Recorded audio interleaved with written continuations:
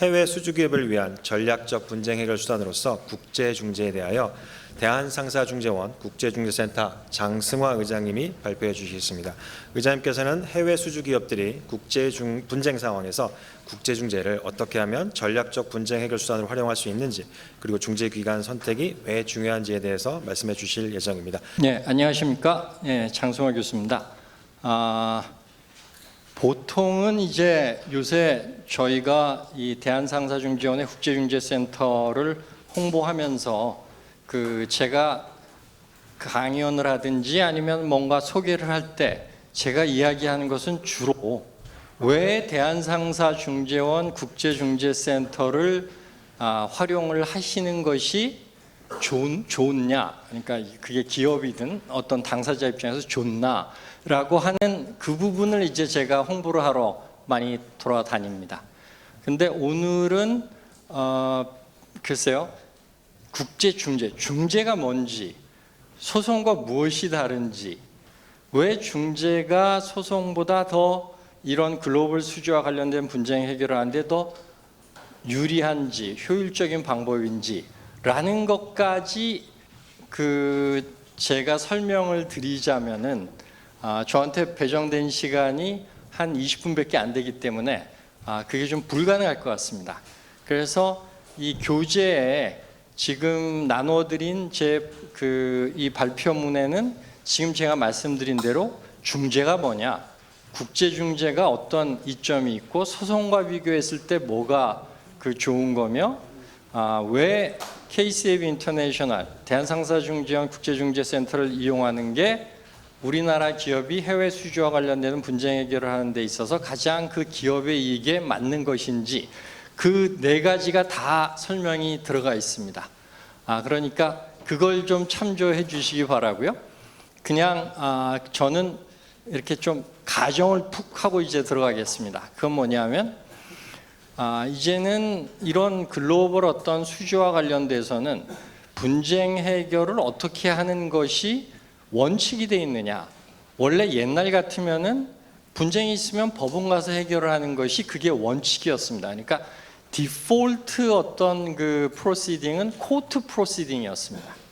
근데 이제는 뭐 거의 다 실무에 종사하시니까 아시겠습니다만, 이런 건설이나 에너지나 이런 큰 어떤 프로젝트의 수주와 관련되는 분쟁 해결 조항은 거의 중재로 들어가 있는 것이 이제는 디폴트가 돼 버렸습니다. 그러니까 그거를 바꾸려면은 노력을 해야지 이제 바꾸는 그런 상황에 도달해 버렸습니다.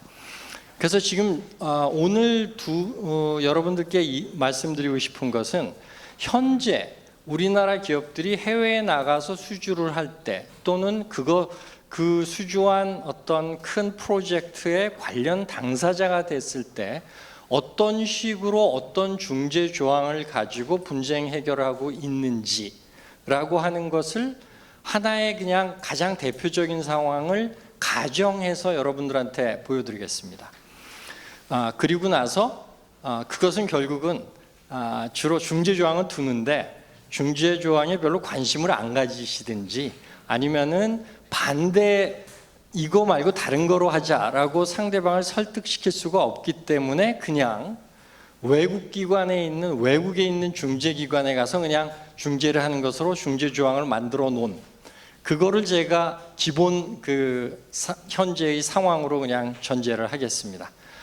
그리고 나서 그것이 어떤 측면에서 우리나라 기업들, 여러분들이 담당하는 업무에 있어서 챙겨야 되는 그 기업 주체한테 딱 이익에 맞는, 뭔가 이렇게 딱 들어맞는 조항이 왜 아닌지, 어떤 부분에 있어서 불이익이 당할 수 있고 어떤 부분에 있어서 더 좋은 옵션이 있는데 활용을 못 하시는 건지를 지적을 하고, 그러면 대안으로 어쩌란 말이냐라는 게 이제 여러분들의 관심사항일 거기 때문에, 거기에서 이제 KCAB라고 하는 대한상사중재원의 국제중재센터가 들어가서 어떤 역할을 할 수 있고, 대한상사중재원에서 중재를 하게 되는 경우에는 외국기관에서 중재를 하는 것에 비해서 어떤 면에 있어서 우리나라 기업들의 이익의 측면에 있어서 더 유리할 수 있는지, 뭐 편든다는 이야기는 아닌데요. 그것 나중에 말씀드리겠습니다만 그런 순서로 말씀을 드리도록 하겠습니다. 자, 그러면 상황을 하나 예를 들도록 하겠습니다. 뭐 이거는 뭐 가상적인 예도 아니고 항상 많이 생기는 일이죠.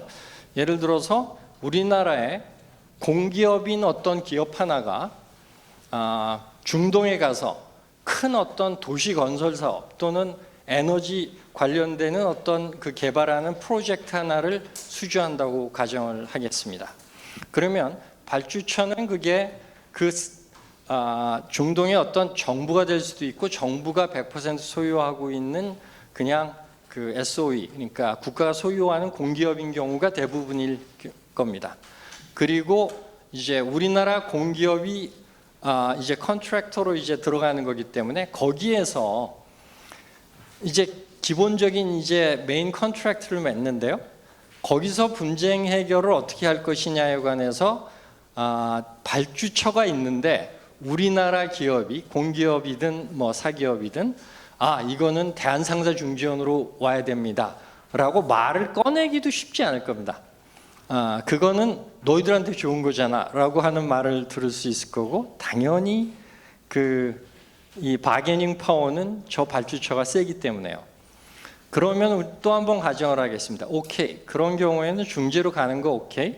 그러면은 제3국 중재로 뭐 ICC로 하든 뭐 LCIA라고 하는 그 런던 중재 기관으로 가든 싱가포르로 가든 그렇게 가서 뭐 그쪽에 합의를 하는 것, 뭐 거기까지는 그냥 저희가 가정으로 받아들이겠습니다. 그리고 나서부터 이제 생기는 일이 소위 문제가 되는 상황들입니다. 그렇게 메인 컨트랙트가 있으면 이 한국의 공기업이 자기가 나서서 가서 뭘 다 짓나요? 그렇지 않죠. 당연히 돌아서서 수많은 이 하도급 계약을 체결을 하게 됩니다. 그 하도급 계약의 상대방은 어떤 경우에는 또 다른 우리나라의 전문성을 갖고 있는 공기업일 수도 있고, 또 우리나라의 대규모 건설업체일 수도 있고, 또 외국의 어떤 기업일 수도 있을 겁니다. 그러면 우리나라들 기업과의 사이에서 체결하는 계약, 그것만 하더라도 대형 계약인 경우에는 아마 뭐 수십 개, 수백 개가 될 수 있을 겁니다. 그 다음에 또 어떤 거는 외국 기업들한테 또 하청을 줘가지고 하는 계약이 있을 겁니다. 그러면은 여태까지는 어떻게 됐느냐? 그냥 메인 컨트랙트에서 ICC에 가서 뭐 런던에 가서 중재하는 거, 그거를 관심이 있었는데 그냥 어쩔 수 없이 그쪽 그렇게 합의를 하셨든지, 아니면은 담당을 하시는 분들께서 이 무슨 분쟁은 생길 가능성이 뭐 생겨야지 있는 일이고, 그 분쟁은 뭐 내가 여기서 근무할 때까지는 별로 걱정할 필요 없을 거니까 그건 신경을 안 쓰든지, 그 둘 중에 하나였을 겁니다. 그 어느 경우든지 간에 특히 두 번째의 경우에 제가 위험하다고 하는 상황이 발생을 합니다. 그건 뭐냐면 되게 메인 컨트랙트가 있으면 돌아서서 수많은 하도급 계약을 체결하면서 이게 특히 일반 조항에 해당되는 부분은 그냥 메인 컨트랙트를 원용을 하든지, 아니면은 그걸 똑같이 그냥 베껴서 그대로 집어넣는 경우가 많습니다. 자, 그렇게 되면 어떻게 되느냐? 분쟁 해결 조항이 한국의 공기업이 다른 하수급자인 우리나라 공기업, 그 다음에 우리나라의 건설업자인 기업 하고 계약을 하는데, 분쟁 해결을 런던 가서 뭐 ICC 중재기관에 가서 런던법으로 영국법으로 해결을 하는 거로 되어 있습니다. 근데 그거를 잘 염두에 두고 이렇게 분쟁 해결이 되어 있구나. 그러니까 그거를 이 컨트랙터가 됐었던 한국의 공기업이든 상대방인 공기업이든 뭐 건설업 하는 업체든지 간에 그거를 잘 인식을 하고 거기에 대비를 하고 거기에 준비를 해가지고 분쟁이 생길 때 가면은, 그거는 그나마 뭐 가장 나쁜 worst situation은 아닐 수가 있습니다. 근데 아무런 생각 없이 그냥 그렇게 계약이 만들어지고 사인이 될 수가 있습니다. 심지어는 우리나라 기업, 심지어는이 아니고 또 다른 상황, 수주를 한 기업이 돌아서서 외국에 있는 기업들하고 계약을 할 때도 거기에도 마찬가지로 이 조항이 그대로 들어가 있는 경우가 있습니다. 근데 혹자는 또는 변호사, 트랜잭션 변호사 중에는 그런 이야기를 할 수도 있을 겁니다. 메인 컨트랙트에 이렇게 들어가 있으면 그냥 똑같이 하도급 계약에도 이렇게 집어넣는 게 맞아. 그렇게 해야 돼. 안 하면 이렇게 안 하면 큰일 나라고 이야기를 할 수도 있습니다. 근데 그거는 사실은 진실은 아닙니다. 이 하수급 계약, 하도급 계약에서 어떤 중재 기간을 선택하고 어떤 중거법을 선택하고 중재지를 선택하고 하는 그거를 어떻게 설계하느냐에 따라서 이 메인 컨트랙터하고 똑같이 카피를 해서 하도급 계약에다가 집어 넣을 필요가 있는 경우도 있고 아닌 경우도 있습니다. 그렇지만 제가 오늘 말씀드리려고 하는 것은 KCAB 인터내셔널을 활용을 하면서 이 분쟁 해결 조항을 제대로 잘 설계를 하는 경우에는 메인 컨트랙터하고의 관련해서 아무런 충돌되는 문제가 생기지 않을 수도 있으면서 한국 기업의 입장에서 더 유리한 내용의 어떤 분쟁 해결 절차를 가져갈 수 있다고 하는 겁니다. 그러면 그동안 그러면 이제 질문이 이제 또 생깁니다. 무슨 질문이냐면 그런데 대한상사중재원도 있었고 옛날에도 있지 않았느냐? 지금 처음 생긴 게 아니고. 그다음에 국제중재센터도 2018년부터 있었는데 왜 그러면은 이런 이야기를 처음 들어보게 하느냐? 왜 대한상사중재원은 와서 이런 이야기를 한 번도 해준 적이 없느냐라는 질문을 가질 수 있으실 겁니다. 지금 몇 분께서 벌써 끄떡끄떡 하시는데요. 맞아, 대한상사중재원은 이런 이야기 나한테 해준 적이 없는데 그 이야기를 한번 들으실 수 있을 거고, 그 다음에 두 번째는 만약에 이쪽의 중재에 대해서 경험이 있고 관심이 있는 분들 중에서는, 그 다음에 대한상사중재원이라는 게 있다는 걸 알고 있는 분 중에서는 한번 대한상사중재원 말을 꺼냈더니 상대방 기업이 웃기지 마라 하면서 반응도 안 하더라. 그쪽은 못 간다, 아니면 그쪽 가면 안 된다 라고 이야기를 하더라 라는 경험을 갖고 있는 분이 계신지도 모르겠습니다. 근데 제가 이 말씀을 드리는 것은 그동안 이런 글로벌 수주하고 관련돼 가지고 대한상사중재원 국제중재센터를 이용하지 않으신 게 그 업무에 종사하시는 분들의 잘못이다라고 제가 얘기하면서 왜 이렇게 잘못했어? 제대로 해! 라고 오늘 말씀드리러 온 게 아닙니다. 그것은 바로 저희 잘못입니다. 대한상사중재원이라는 기관이 있다. 다른 해외 기관에서 하는 것과 동등한 수준의 서비스를 제공할 수 있다. 또는 다른 중재기관에서 하는 것보다 우리 기업 입장에서 비용 측면이든 시간 측면이든 또는 절차에 있어서의 어떤 친숙성을 갖고 있는 기관의 분쟁 해결을 한다는 것에서부터 나올 수 있는 이점, 이제 그런 부분에 대한 이점이 있다라는 것을 저희가 충분히 이 글로벌 수주에 참여하신 당사자들께 설명을 제대로 못 드렸기 때문이라고 저는 자책을 합니다. 그래서 오늘 저희가 말씀드리고 싶은 것은 옛날에 어떨지 몰라도 이제 오늘부터는 충분히 우리나라 기업 입장에서 본인 기업이 어떤 이 negotiation leverage, 협상의 어떤 주도권을 줄 수 있는 갑의 입장에 있는 경우에는 충분히 그 갑으로서 상대방을 설득할 수 있는 그 어떤 기회가 있는 것을 10분 활용을 하시라.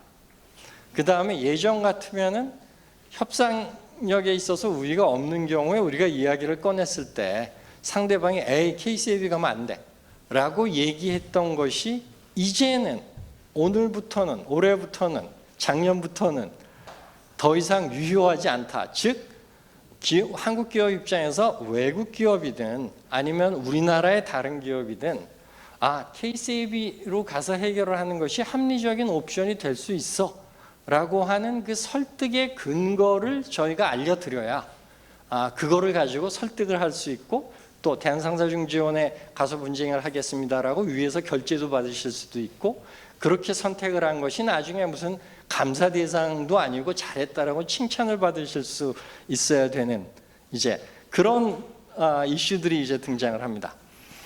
그러면은 한 가지 이제 제가 짚고 넘어가야 되는 것은 그럼 과거에는 왜 가만히 있었고 뭐 왜 과거에는 우리가 설득을 할 수 없었는데 이제는 상대방을 설득할 수 있냐라고 하는 거를 이제 말씀드리는 게 오늘 제가 말씀드려야 되는 것의 핵심입니다.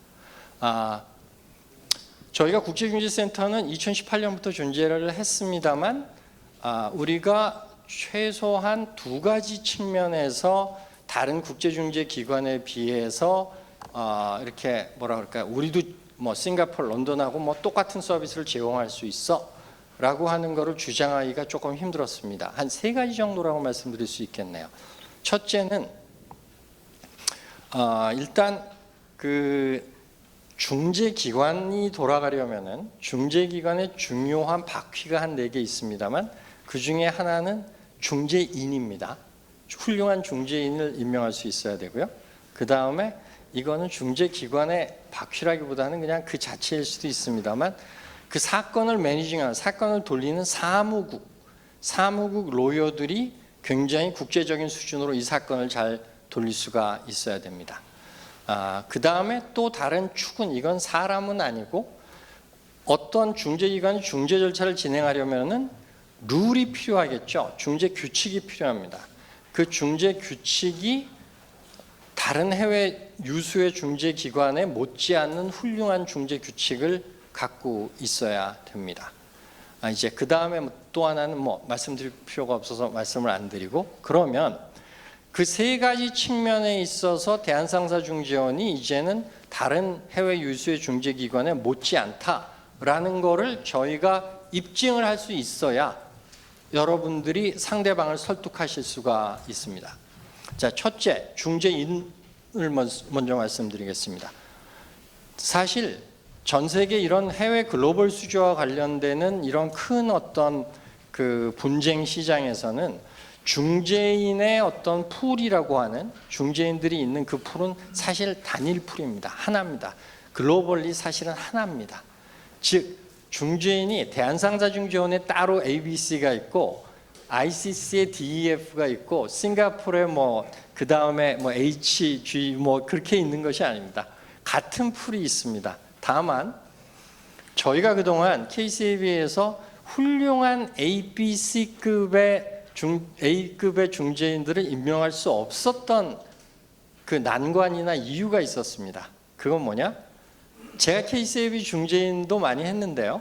제가 당사자가 지명한 중재인이 됐을 때 훌륭한 의장 중재인을 모셔오기 위해서 접촉을 하면 10건 중에서 한 8건은 처음에 그 제가 접촉을 했던 분들이 안 하겠다라고 이야기를 합니다. 그 이유는 뭐 그냥 직접적으로 말씀드리면 중재인의 보수가 다른 중재기관에서 하는 보수에 비해서 한 반 정도밖에 되지 않았습니다. 그 다음에 이 사무국이 얼마나 그러면은 이 탑 클래스의 그 서포트를 해줄 수 있는지에 관해서도 조금 의문을 좀 표시를 했었습니다. 그러다 보니까 저희가 세컨 클래스나 서드 클래스의 중재인을 모실 수밖에 없었고 그러다 보니 비교했을 때 중재인의 퀄리티가 그만큼 떨어진다라는 이야기를 평가를 받을 수밖에 없었습니다. 자, 그걸 어떻게 해결했느냐? 작년에 저희가 국제중재 규칙을 개정을 해서 그 보수 수준을 거의 한 80%까지 올렸는데요. 그럼 20% 갭은 어떻게 하느냐? 사실은 80% 그 갭이 문제되는 사건들은 대형 사건들입니다. 대형 사건의 경우에는 시간당 중재인들 보수를 지급할 수 있게 해서 다른 중재 해외 기관에서 받는 것과 똑같은 수준으로 지급할 수 있는 그 규칙상의 근거를 마련을 했습니다. 그러니까 이제 중재인도 KCAB 인터내셔널이 훌륭한 분을 모시려고 그럴 때 나 안 해라고 이야기를 할 디스인센티브가 없어졌습니다. 자, 그다음에 두 번째, 사무국 직원입니다. 사무국 로여들, 변호사들입니다. 그것도 우리가 뭐 ICC하고 똑같은 수준의 그 서비스를 제공할 수 있다라고 얘기를 하려면 어떻게 해야 돼요? 사람이 같은 사람이어야 되잖아요.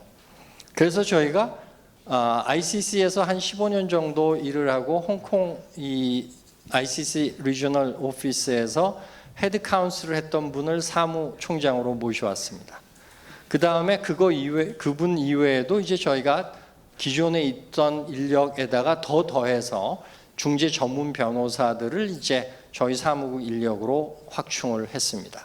자, 그러니까 아까 말씀드린 세 가지 바퀴 중에 두 가지 바퀴가 해결이 됐습니다. 그다음에 또 하나 바퀴가 제가 뭐라 그랬었죠? 백 변호사님?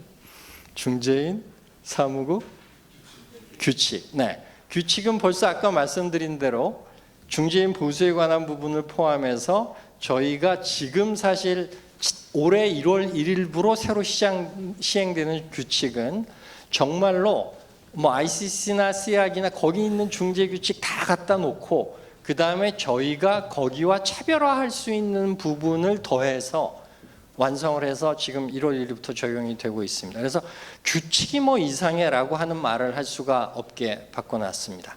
거기에다가 저희는 조금 더 신속하게, 조금 더 뭐라 그럴까요?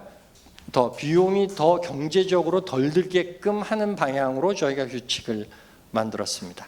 그 다음에 규칙 만든 내용 중에서 저희가 이렇게 내세울 수 있는 트레이드마크로 내세울 수 있는 것 중에 하나가 대륙법계 국가 중에서는 처음으로 저희가 이 센터 안에 국제중재 심판원이라고 하는 인터내셔널 아비트레이션 코트인데요. 그거를 이제 만들어서 인터내셔널 아비트레이션 코트는 법원 그 코트는 아니고 전 세계의 국제중재 전문가들을 그 코트의 위원으로 위촉해서 그동안은 사무국 직원들이 그냥 한 명이 결정을 했었던 중요한 절차적인 결정 같은 것들을 그런 것들을 이 코트가 나서서 전문적으로 빨리 신속하게 결정을 해줍니다. 그래서 예를 들어서 중재인이 저 사람은 공정하지 않아요. 저 사람은 이해 충돌이 있어서 중재인하면 안 돼요. 라고 하는 거를 그 중재인이 결정할 수는 없잖아요. 그런 것들을 이 코트에서 바로바로 신속하게 결정을 내려주고 심지어는 중재 판정문이 엉성하게 논리도 안 되게 형식적으로도 문제가 있겠어서 법원에 가서 집행될 수 없는 그런 중재 판정이 나오는 경우에 사무국 직원이 이거 이상한데요? 이거 좀 고쳐주시는 게 맞겠는데요? 라고 얘기하면 중재인들이 그걸 듣겠습니까? 그걸 대신 코트의 멤버들이 코트의 이름으로 그거를 시정하고 형식적인 측면뿐만 아니라 실체적인 측면에 있어서의 논리의 흠결이나 공백이 생기는 부분에 관해서는 그거를 지적하고 해서 그걸 다시 완벽하게 집행하게 될 수 있는 형태로 만드는 그런 역할을 이 코트 심판원에서 합니다. 자, 그래서 이제 아까 처음 말씀드린 내용으로 돌아가자면 상대방이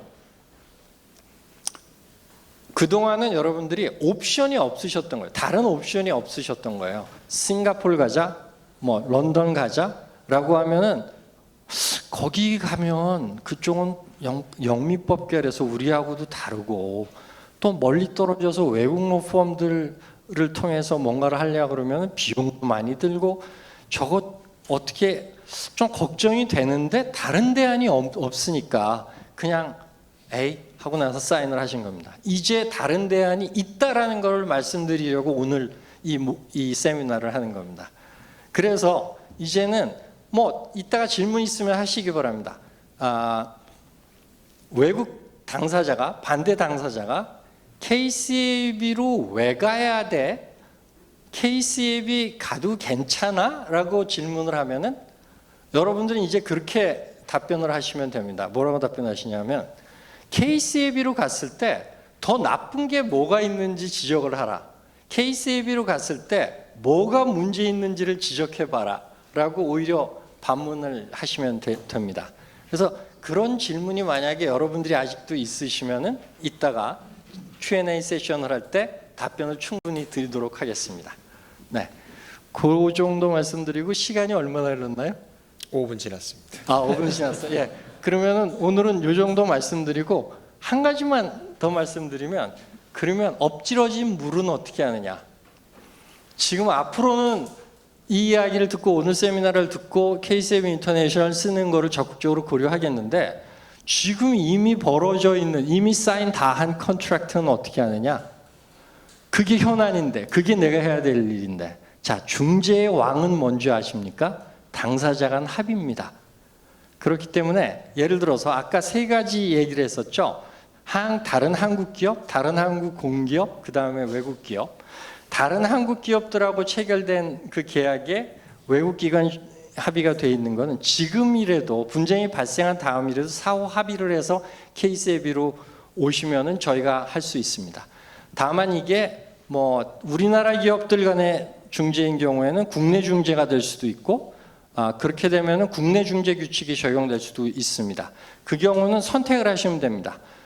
우리나라 기업들 간의 분쟁이니까 그냥 KCAB 국내 중재 규칙으로 해결하는데 문제가 없다 하면 that's fine입니다. 근데 만약에 메인 컨트랙트하고의 어떤 그 컨시스턴시라든지 정합성을 맞추기 위해서 외국 기관에서의 중재와 비슷하거나 궤를 같이 할 수 있는 어떤 절차로 분쟁 해결을 KCAB에서 했으면 좋겠다라고 하면 KCAB의 국제중재 규칙으로 처리를 하는 것으로 합의를 하면 됩니다. 그러면 저희가 거기에 맞게 해결을 해드립니다. 그것만 말씀드리고 마치도록 하겠습니다. 고맙습니다.